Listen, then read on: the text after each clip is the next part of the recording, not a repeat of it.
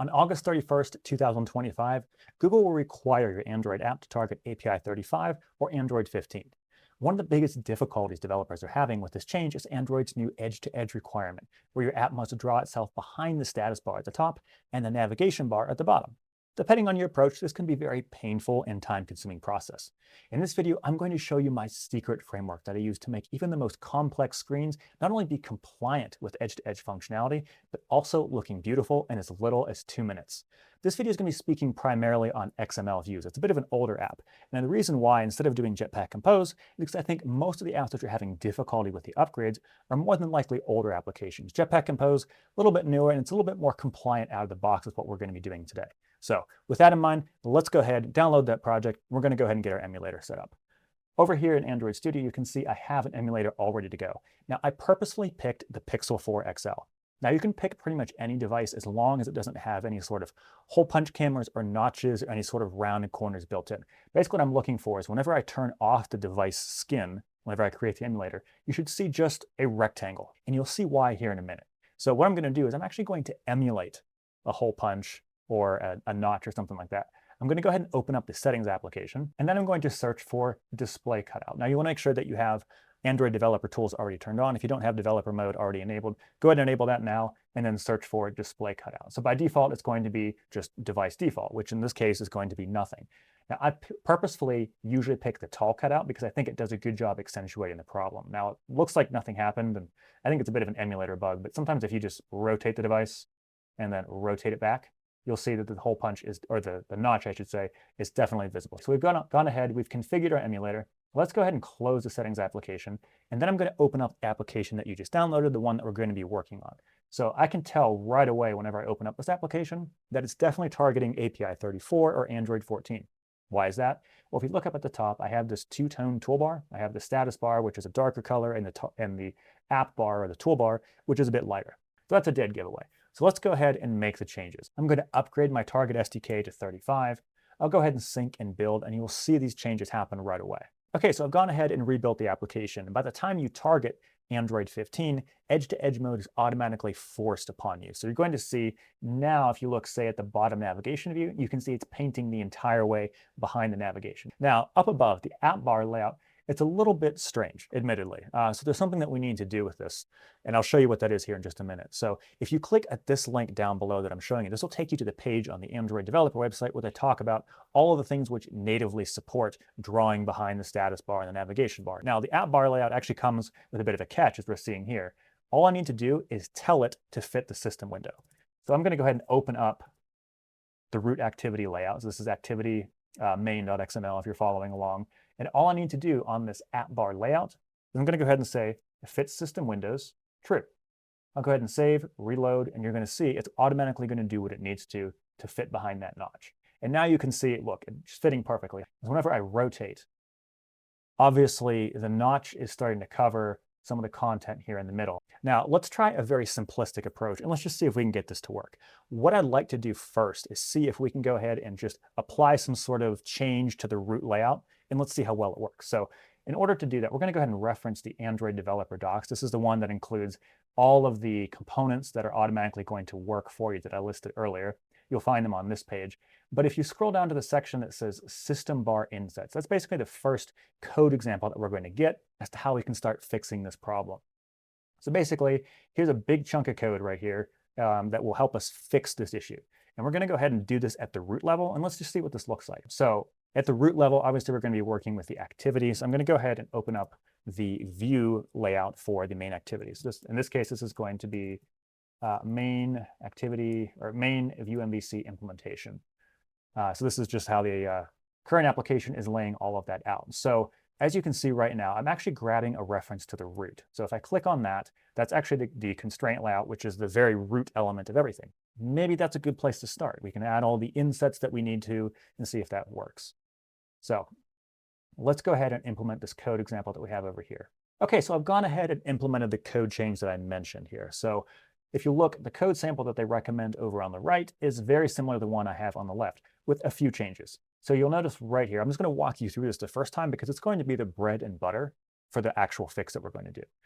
So basically what we're going to do is we're going to calculate the insets that are necessary in order to properly pad the root element. And I basically gave it a type mask. So by default, they're using the system bar. So that's going to pad it away from the top edge at the status bar and the bottom edge, which is going to be the navigation bar. I also added in a couple other things, making sure that we have enough room for any notches that are in there. So just being very explicit about that display cutout, as well as the IME. It's going to make enough room if you have a keyboard that pops up in your app. Those are typically the three that I choose, and I've found it good for a variety of situations. So those are going to be the insets that we're going to go ahead and use. Then we can go ahead and apply it. So on the view, or on that root view, we'll apply all of the margins, and then we're going to go ahead and consume it. So basically, in most cases, you are going to consume it, and that's basically going to say these insets that you're applying, you're not going to cascade them down into further views. You really only want to apply it to that element itself. So that's going to be most use cases that you're going to be seeing here. We'll generalize this a bit later, but let's just see how this goes. So I'm going to go ahead, compile the application, and you can see this is what it looks like. It looks really bad. In most cases, you can see now you have, this is white, you can't see it at the top. The bottom still looks okay. If I go ahead and browse around, there's not really much of an improvement, but if I go back to the home page and I rotate, like this is really bad. Obviously, you can see everything's getting inset from the side here. So basically the point that I'm making here is that we can't just add an element to the root and just say, oh, well, our app is fixed. That was a 5-minute job. We need to be more intentional about making these changes on the elements that make sense. So I'll show you my thinking process as we go through this, and then we're going to refine this so it's really, really simple. So let's start on the app bar to make sure that our title is getting inset. So what I'm going to do here is I'm going to not use this on the root element, but we'll go ahead and add this to the title. So if you're curious, the title is effectively referring to, let's go ahead and drill into that, the text view that we have inside of our toolbar. So basically, we're going to be able to pad properly the toolbar from either the left edge or the right edge. So we know that the toolbar, the app bar layout, is padding itself properly from the top. So it's not only going to be our responsibility to make sure if the user rotates, that it's going to be padded on the left or the right properly. So let's go ahead and do that. I'm going to change this from root to title. Let's go ahead and reload this, and let's see if it's making any sort of functional design change. Okay, so the app built and the title's gone. You can see I made a mistake here. I need to go ahead and remove the top and the bottom margins. So we're only going to pad the left and the right because obviously the top and bottom are already good for us. Okay, perfect. So nothing happened in this case because obviously the notch is at the top. But if I go ahead and rotate, you can see, alrighty, now the home is indented just a little bit. So you can see just to indent the title on this page, it required all of this code. And this is basically going to be a heavy rinse and repeat process, and that's what developers are really, really starting to struggle with. Obviously, if this is the level of detail that we need to do this, this is painful, we need to fix this. So let's go ahead and implement our first round of improvements. I'm going to do that by way of an extension function. We're going to open up the project manager over here. I'm going to create a new package called extensions. And then I'm going to go ahead and create a Kotlin class, and we'll just call it view.ext.kt. And let's go ahead and start to generalize this approach.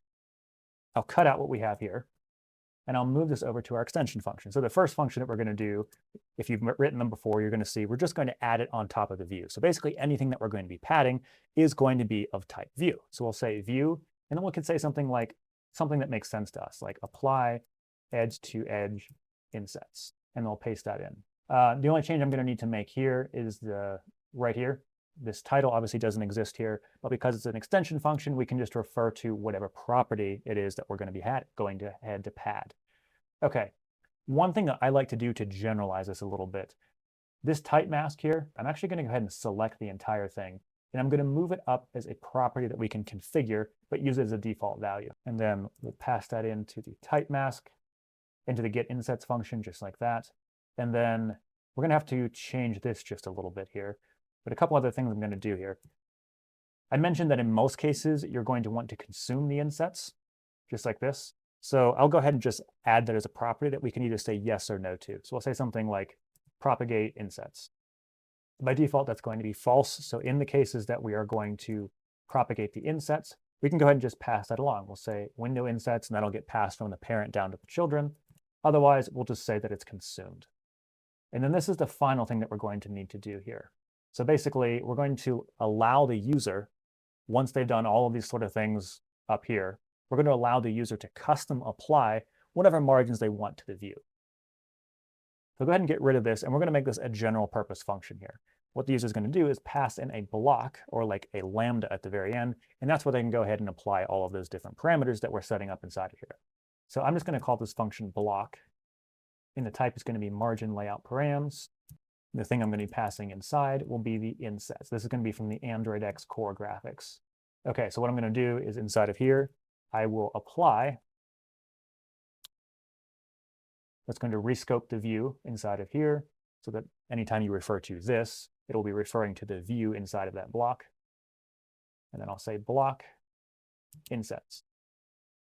So whenever the user calls this function, all they're going to need to do is apply those insets to whatever view that they just went ahead and did it with.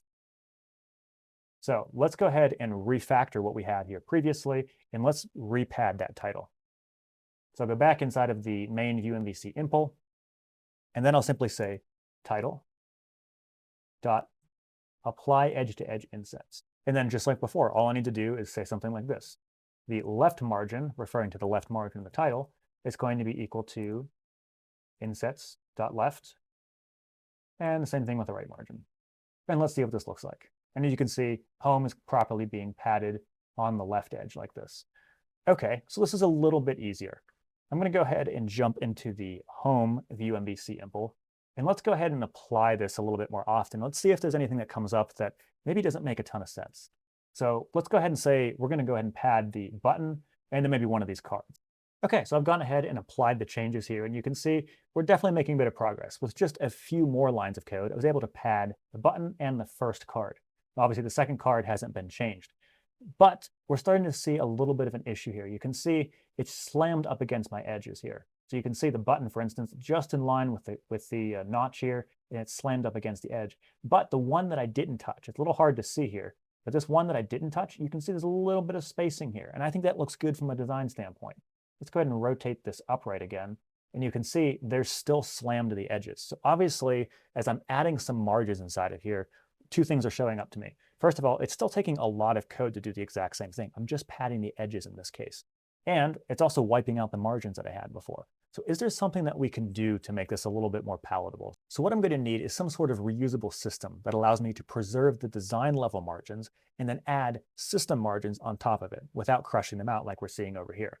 The approach we're going to take is going to use what are called tags. If you've never used tags on views before, it basically allows you to add metadata to a particular view so you can preserve some sort of information on top of it.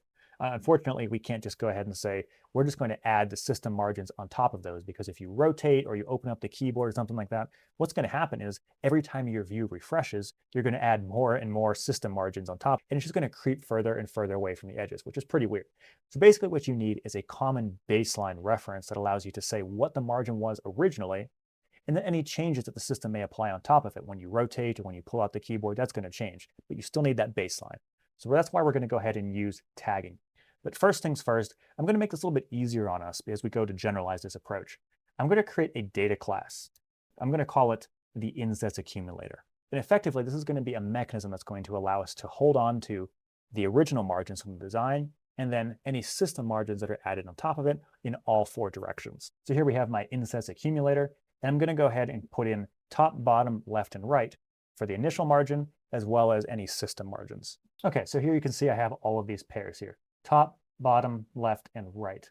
All of these with the initial top being what the design specifies, and then the inset top being what the system is requiring on top of it. I'm going to add in a few getters inside of here. All right, so you can see these four additional properties. All of the math is being done for us. This really encapsulates everything that we need to do. Let's go ahead and scroll up to the top, and let's see how we're going to apply this. What I'm going to have here is a bit of a rinse and repeat process. You'll see how I'm going to do it one time. I'll explain it step by step, and then we'll apply it to each of the four directions. So let's go ahead and start on the top edge. So I'm going to say something underneath insets called initial top, and then we're going to start using that tagging mechanism. We're going to store that tag on the view that we have. So we're going to say if view.getTag, and we're going to go ahead and create our own tag. The way that you create a tag is you use a resource reference. So that'd be something like r.id, and then we're going to go ahead and give it a name. And then let's just say something like initial margin top. And obviously that doesn't exist. So we're going to need to be able to declare this somewhere. So the way that you do that, we'll open up our project one more time over here.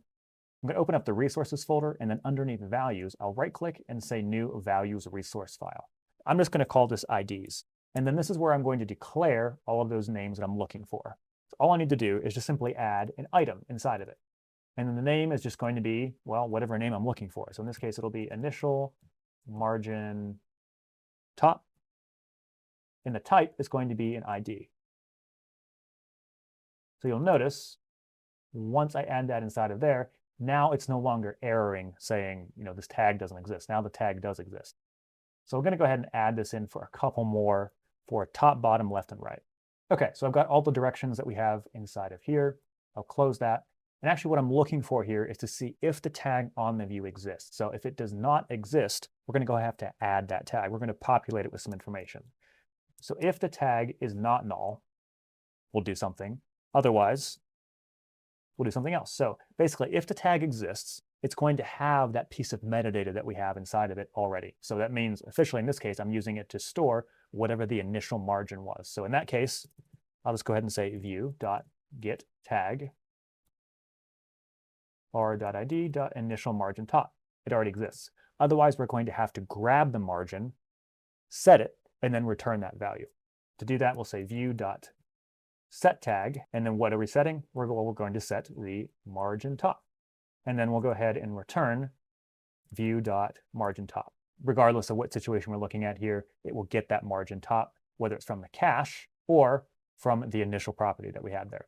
So I'm going to repeat this 4 different times. Okay, so now I have all 4 directions inside of here. Obviously, this is a huge rinse and repeat process that could be highly error prone, but I promise you with everything that you're doing here, your efforts will be rewarded. All right, so now we're going to go ahead and use this insets accumulator function. So we're going to add in basically the insets that were initially applied. So basically these values right here. And then we're also going to add in the insets that were calculated from the system. To do that, I'm going to go ahead and say accumulator is equal to insets accumulator. And then we're just going to go ahead and add every single direction inside of there. Okay, so we're almost home here. You can see a lot of these different ones here have errors. That's because I did do one mistake up here. I need to make sure that whenever I have this tag, it's going to be casted. So it's not going to automatically be an int right away. We store the int, but we need to make sure that once we get it back out, that we cast it. Okay, so now our accumulator has everything that it needs with it. So what I'm going to do is inside of this block, which is the all-important block that gets passed down to the user that they'll be executing, I'm going to change the type from insets, which are just referring to what the system said, to accumulator. Obviously, we're getting a bit of an error right there, and that's because I need to change the signature up here from insets to insets accumulator, which is referring obviously to this data class that I created down below. Okay, so that means I actually don't need to make any sort of changes here on the home view right here, because as you can see, the left, right, top, bottom, that's simply coming from left, right, top, bottom that you see right here. So basically the interface of what we had versus what we replaced is the exact same thing. So you can start to see the value of what I'm saying here, of why it makes sense to just go ahead and do this math right here. That way it makes implementing this really, really easy. Okay, perfect. So far, this is looking good. This actually looks normal. You can see it's no longer smashing the button and the car into the edges like we had before. So if I rotate, look at this. So the notch definitely has enough room with it, and there's padding on both edges. And as you can see, it's just a few lines of code to be able to address most of the major things on the screen. There's a lot of rinse and repeat still happening. So in most cases here, like the buttons and the cards, there's a lot of things that are just going to be the exact same. You're just going to pad the edges a little bit. So is there a way that we can even simplify this a bit further? And of course, the answer is going to be yes. So let's go ahead and do that with even more extension functions. So in most cases, you're going to pad left and right, so the edges, the top and the edges, then the bottom and the edges. So that's basically 3 additional functions. In order to accentuate that a little bit more, on this particular screen, I'm going to turn off the toolbar and the bottom nav bar. So basically, you're going to have content that's going to be smashed all the way up at the top and all the way down at the bottom. So if you want to follow along this way, all you need to do is open up the main graph.xml. We'll go to the code view, and you'll see each one of these destinations is a custom fragment. What you can do to turn off the toolbar at the top on that particular screen or the bottom nav bar, all you need to do is say app show tabs, true or false, and that'll hide the bottom nav bar, or you could say show toolbar, true or false. So basically on the home screen, there's going to be no such thing as a bottom and a top and a bottom bar. And you can see now we're actually running into the notch altogether. So definitely want to apply that top value. Okay, so right underneath the apply edge to edge insets, I'm going to write a couple other ones. let's just say something like fun view dot apply side insets, for instance. And then I'm going to go ahead and copy the first two properties here, just like this. But all you need to do here is say apply edge-to-edge insets, and then let's just do what we did before. So if we put this side by side, just like we had before, it's literally just as simple as saying insets, and then for the left and the right margin, just apply them. So that means now all I need to say is photo gallery button, apply side insets. First place card, apply side insets. Okay, so we've gotten compliant on this screen in pretty much just 2 lines of code now. That's where we've worked ourselves to. Okay, so obviously we haven't taken care of the top edge, we're getting there, but as you can see, everything else works as expected. The side insets are definitely being applied properly. All right, so let's go ahead and generalize this function. I'll copy apply side insets, and I'll say apply top and side insets. So now we have to say it's left, right, top margin is equal to insets dot top, and then we'll say apply bottom and side inset. So of course we're going to change this to bottom margin. Okay, so for the photo gallery button, we're going to say apply top and side. And then let's go ahead and add this to the second place card. Now that we have everything in place, we should be able to do this in 1 line of code, right? Apply bottom and side insets. 3 lines of code, the entire page should now be compliant. Let's go ahead and reload this. Boom, look at that. And if I scroll down, you can see now we're out of the way of the scrim. Rotate just like that, and you can see, perfect. That little design margins right there, we're good in all circumstances. All we did was write 4 extension functions, 3 of which you're probably going to be using for like 99% of the use cases. All you need to do to make a screen edge-to-edge compliant is simply call one of those functions for each of the objects that go to the edge, and you're set. It's completely taken care of. It doesn't get any simpler than that. As of right now, Google is still allowing your app to target API 34 or Android 14. That was the first version of Android that allowed apps to know when a user has captured a screenshot of it. This video here gives you a full walkthrough of how to do that. Otherwise, I'll see you next time on TLDR Android. Ciao.